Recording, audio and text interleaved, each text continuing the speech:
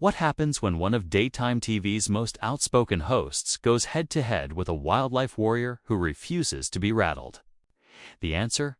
A blistering on-air clash, a stunned studio audience, and a resignation ripple already tearing through daytime television.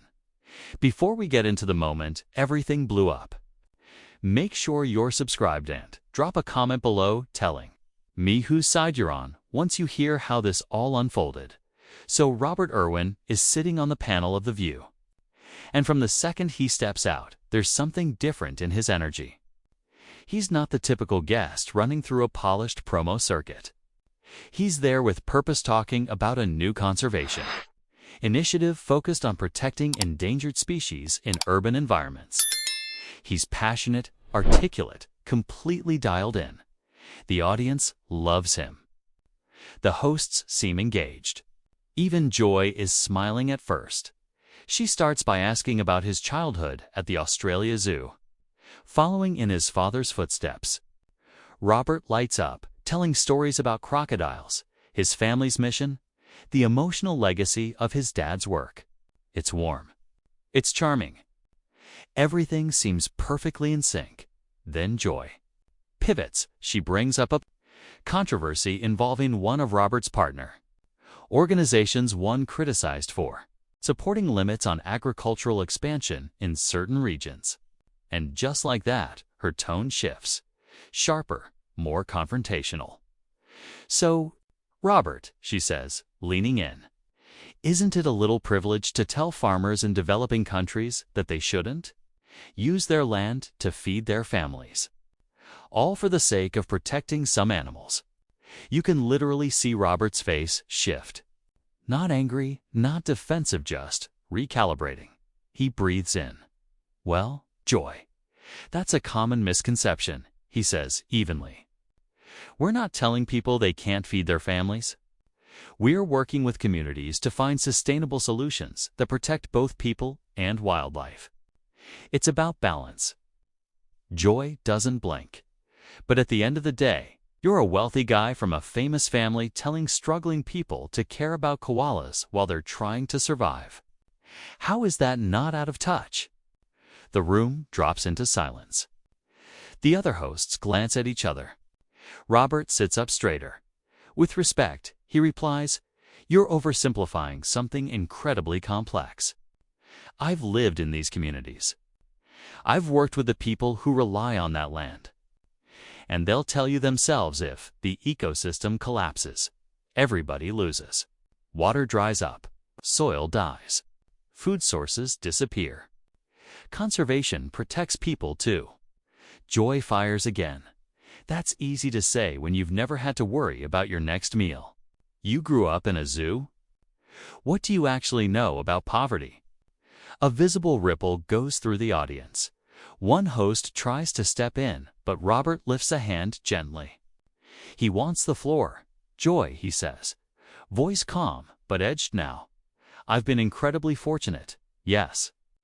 But I've also dedicated my life to this work. I've been in communities facing real hardship. I've listened. And these solutions don't come from some ivory tower. They come from scientists, local leaders, and the people who live these realities every day." Joy leans back, arms crossed. "Fine, but let's talk about the bigger issue. Climate change, habitat loss, those are symptoms of capitalism, inequality, overconsumption. You never talk about any of that.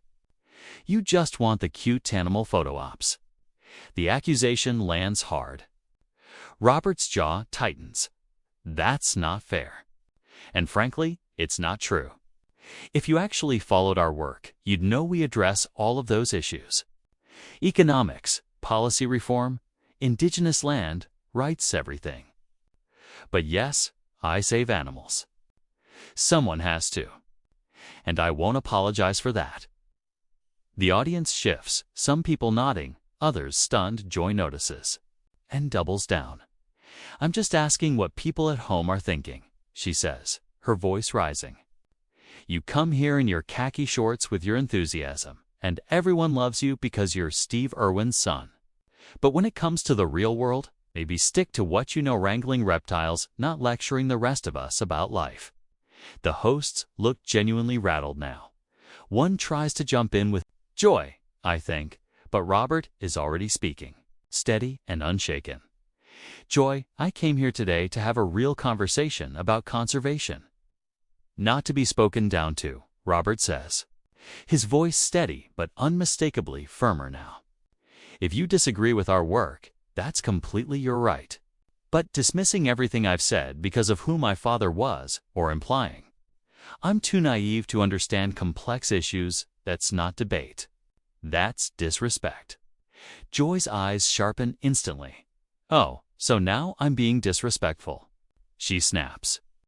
I'm the one asking tough questions, and you can't handle it. Maybe if you spent less time with animals and more time in the real world, you'd have thicker skin. Robert shakes his head slowly, the disappointment clear. This isn't about thick skin. Joy, this is about you deciding before I even stepped on this stage that you were going to tear me down instead of actually engaging with what I'm saying. I've answered every question honestly. But you're not here for answers. You're here to make a point. The studio is dead silent. Only their voices fill the air. The cameras tighten in. Behind the glass, the control room is probably in full-blown panic. This does not happen on The View. Not with a guest like Robert Irwin. Joy's face reddens. She leans in, voice slicing sharper than before. You know what, Robert? Maybe I'm not interested in your answers because they're the same polished talking points every celebrity activist gives. You want to save the world. Great, but don't come on this show expecting us to nod along when your solutions don't address the real root causes. Robert stays composed, but the frustration flashes behind his eyes. Joy, what would you like me to say? That conservation doesn't matter. That we should just throw up our hands and let what's left of the natural world disappear because it's all too complicated. I'm out there working with real communities, making real progress. What's your solution? Sitting here tearing down everyone who's actually trying. An audible gasp ripples across the audience. Guests don't talk to Joy. Behar like this. Ever the hosts freeze caught between intervening and letting the train wreck roll on. Joy's voice drops to Arctic cold. Excuse me? I've been fighting for progressive causes since before you were born. I've used this platform to advocate for change on every major issue out there. So don't stand here and suggest I'm not doing anything just because you don't like being challenged. Robert doesn't flinch. Ask me real questions, Joy. I welcome that. But this isn't questioning. This is attacking my character and dismissing my work without ever trying to understand it. There's a difference between critique and hostility. Joy slams her hand on the table. Crack! The entire studio jolts. I am not being hostile, she fires back. I am doing my job holding people accountable when they come on this show spouting simplistic solutions to complex problems. Simplistic. Robert's voice rises for the first time, matching her energy. I've spent the last 20 minutes explaining the nuance behind this work, and you've dismissed every word. You decided that because I'm young, because of who my family is, I couldn't possibly have something meaningful to add. That's not accountability. Joy, he leans in. That's prejudice. The word detonates between them. Joy's mouth opens, then snaps shut. The hosts look physically ill. The audience is frozen. Joy speaks in a low, dangerous whisper. Are you seriously accusing me of prejudice? On my own show? Robert stays perfectly still. I'm saying you're judging me based on assumptions, instead of listening to what I'm actually saying. If that's not prejudice, then what do you call it? You've made it clear from the first question that you don't respect me or what I do. So why invite me at all? One host finally tries to intervene. Okay, let's all just pause for a second. I think things got a little heated, but Joy cuts her off. No, I want to hear this. Robert thinks I'm prejudiced against him. Please enlighten me. What exactly am I prejudiced about? The fact that you're a privileged kid playing dress-up as a conservationist? The line lands like a slap. Even the camera operators react. Robert's face hardens. When he speaks, his voice is quiet but razor sharp. You know what, Joy? I've tried to be respectful here. I've tried to engage with your points, Robert says, voice steady but weighted, even when you've been dismissive, even when you've been rude. But if you're going to sit there and reduce my entire life's work, everything my family has sacrificed and fought for to playing dress-up, then we have nothing left to talk about. He reaches for his microphone. The producers panic instantly. Someone in the wings is making frantic cut-out gestures too late. Robert is done. He stands, calm but resolute. Joy's eyes widen. Oh, so you're just going to walk out? You can't handle a real conversation. Robert pauses mid-step and turns back, looking directly at her. Joy, this stopped being a real conversation the moment you made it personal. I came here to talk about conservation, about work that matters to me and to millions of people. You turned it into a fight. For reasons I don't understand, you've decided I'm your enemy. Maybe it's my age. Maybe it's my background. Maybe you just needed a target today. But I'm not going to stand here and be your punching bag. Joy rises now too, her voice sharp and rising. Nobody made you a punching bag. You're being dramatic because someone finally called you out on your nonsense. Called me out on what? Robert fires back, his patience gone. Tell me one thing I've said today that's nonsense. 1. You've spent this entire interview throwing vague accusations and personal insults. But you haven't challenged a single specific thing about the work we do. Not one, because you don't know anything about it. And worse, you don't want to know. You just want to score points. Chaos builds around them. The other hosts try to intervene lost cause. Joy points at him, her face red. I know that people like you swoop in with celebrity status and charity projects and take all the credit, while the people who've been doing real work for decades get ignored. That's what I know. Robert throws his hands out in disbelief. Then bring those people on the show. Amplify their voices. I would love that. Let scientists and activists without public platforms have this seat. But don't tear me down because you've convinced yourself there's only room for one kind of person doing this work. That's not progress, Joy. She shakes her head, voice dripping with contempt. You don't get it. You'll never get it because you've never had to fight for anything in your life. Everything was handed to you. A long, icy pause. Robert's expression shifts anger, cooling into something harder. Deeper. You know nothing about my life, Joy, he says quietly. Nothing about what I've lived through. Nothing about what my family has endured. You built a version of me in your head, and no amount of truth is going to crack it. He straightens his shoulders. So, I'm done trying. He turns to leave. The audience is caught between cheering and gasping. Phones are out everywhere. This moment is already on its way to going viral. Joy stands trembling with adrenaline, torn between firing another shot or letting him walk. She chooses the shot. Fine. She shouts after him. Walk away. That's what people like you do when things get tough. Robert stops at the edge of the stage. He doesn't turn around. No, Joy, he says, voice carrying across the studio. That's what people do when they realize they're wasting their time. I hope whatever you got out of this was worth it. And then he's gone, disappearing off stage. The cameras cut back to the table, Joy still standing. The other hosts frozen in shock. The audience buzzes with disbelief, some rising to their feet, others shaking their heads. Joy sinks into her chair, shaken for a moment, then hardens. Defensive, Another host tentatively starts smoothing things over, talking about passion and tough conversations. Steering toward commercial, Joy cuts her off sharply. No, you know what? I'm not apologizing for asking tough questions. If he couldn't handle it, that's on him. The hosts exchange looks: frustration, concern, disbelief. A quieter host speaks up carefully. Joy, I think maybe we could have handled that differently. He was trying to have a real conversation. It got personal very fast. Joy whips around, eyes blazing. Oh, so now you're taking his side.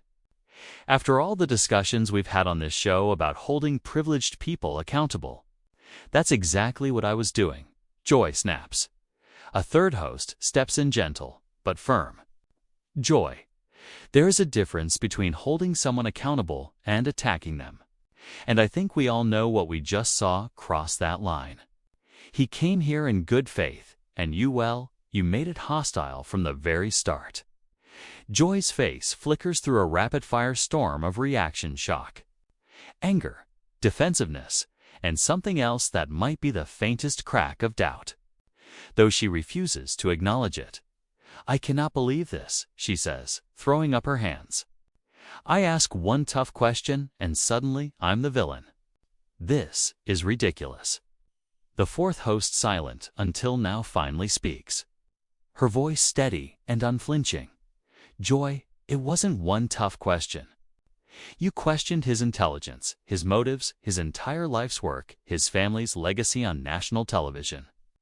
That young man came here to talk about saving endangered species. And you treated him like he was a political enemy you needed to destroy. The words land with the weight of a slap. Joy opens her mouth. But for once, nothing comes out. The studio audience leans in, watching this fracture play out in real time. The energy in the room shifts. What began as a chaotic interview has turned into something entirely different: a public reckoning. Live on air, Joy's voice comes out smaller than before, but still edged with defense. He accused me of prejudice. He said I was attacking him. What was I supposed to do? Just sit there and take that? The first host leans forward. Joy, he only said that after you spent 15 minutes dismissing every point he made, calling his work simplistic, saying he was playing dress-up. You have to see how that came across. Joy abruptly stands. Her chair scrapes loudly across the floor, slicing through the tension. Everyone goes silent. She takes a sharp, shaky breath. You know what? I've been doing this show for years, and I have never had my own co-hosts turn on me like this, over some kid who couldn't handle a tough interview.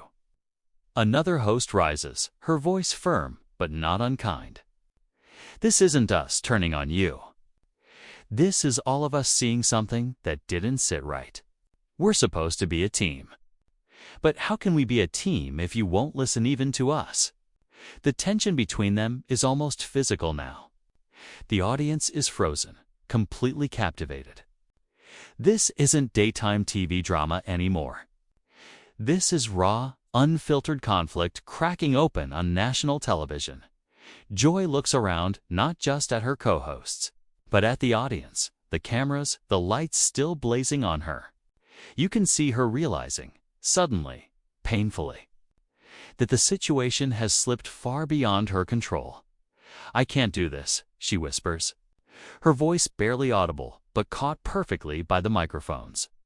I can't sit here and be attacked by my own colleagues for doing my job. One host reaches out. Joy, nobody's attacking you. We're trying to talk about what happened. Please, sit down. We can figure this out, but Joy is already stepping back. No, I'm done. She shakes her head, eyes shining. If this is what the show has become, come on, asking hard questions means getting ganged up on, then I don't want to be part of it anymore. Silence claps over the room. Even the audience stops murmuring. The other hosts stare at her, stunned. Joy, come on, one pleads. Don't do this. Let's take a breath. Go to commercial. Talk about this off camera. Joy shakes her head. The tears in her eyes could be anger, humiliation, hurt, no one can tell. I have given everything to this show. Everything. And this is what I get. Being told I'm too harsh, too mean, too much. I'm the same person I've always been. If that's not good enough anymore, maybe it's time for me to go. The words hang in the air like smoke. One host covers her mouth in shock. Another shakes her head, silently begging Joy to stop before she crosses a line she can't uncross. But Joy keeps going. Voice trembling with conviction and heartbreak. You want someone who softballs every interview? Someone who smiles and nods and never challenges anyone? Fine. But that's not me. It's never been me. And I'm not changing because one guest couldn't take the heat and you all decided to side with him. The host closest to her stands, reaching out. Nobody's siding with anyone. Joy, we love you. Maybe today just got away from all of us. We need to take a step back. Joy wipes her eyes angrily. Don't patronize me. I know what I saw. I know what just happened. And if my own co-hosts don't have my back, then what's the point of me being here? She reaches down and unclips her microphone again, letting it drop onto the table with a hard thud that seems to echo forever. The symbolism lands, like a punch to the gut. All the hosts are on their feet now, trying to reach her with words she's no longer listening to. Joy is already moving toward the edge of the stage. Joy, please, someone calls after her. Let's just talk. Don't make this choice right now. Not like this. Joy stops at the edge of the stage and turns back one final time. Her face is streaked with tears now, makeup running, every trace of composure gone. It's not the heat of the moment, she says, her voice cracking. It's years. Years of being the lightning rod, being the one who asks the tough questions while everyone else plays it safe. She wipes at her cheeks, smearing the makeup further. I'm tired. I'm tired of being the villain. So if that's what you all think I am, then I'll make it easy for you. A beat. I quit. The words explode through the studio. Someone in the audience gasps loud, involuntary. The other hosts look like they've been hit. And the cameras. The cameras are capturing every second of this unscripted, unprecedented moment of live television. Joy doesn't wait for replies. She turns and walks off stage, her footsteps echoing through the silent studio like a metronome marking the end of an era. The remaining hosts stand frozen at the table, staring at each other with a mixture of shock, confusion, and dawning horror as the reality of what just happened settles over them. Finally, one host turns to the camera, her voice trembling. We're going to take a break. We'll be right back. But as the show cuts to commercial, everyone watching knows the truth. Nothing is going to be the same when they return at all. Joy Behar, one of the original hosts of The View, has just quit on live television after a brutal confrontation with Robert. Irwin that spiraled into a meltdown with her own co-hosts. The fallout from this will be massive. Social media is almost certainly detonating. News outlets are scrambling. And everyone who witnessed it, whether in the studio or at home, just saw something that almost never happens. The complete unraveling of a live show in real time. Now the questions begin. Will Joy actually leave? Or was this a heat-of-a-moment explosion she walked back? Can the show even continue after something like this? And what about Robert Irwin, whose appearance tended to highlight conservation, accidentally triggered one of the most dramatic moments in daytime television history? One thing is certain, a conversation is coming. A serious one about how we challenge guests, how we conduct interviews, and where the line truly lies between tough journalism and personal attack. That conversation is only beginning, and nobody expected it to begin like this. So, what do you think? Was Joy out of line from the start? Or was she right about holding privileged voices accountable? Did Robert overreact by walking off? Or was he justified in refusing to be treated that way? And should Joy's co-hosts have defended her more? Were they right to call out what they believed was unfair treatment? Drop your thoughts in the comments below and make sure you're subscribed because this story is far from over. The aftermath of this is going to be talked about for a long, long time.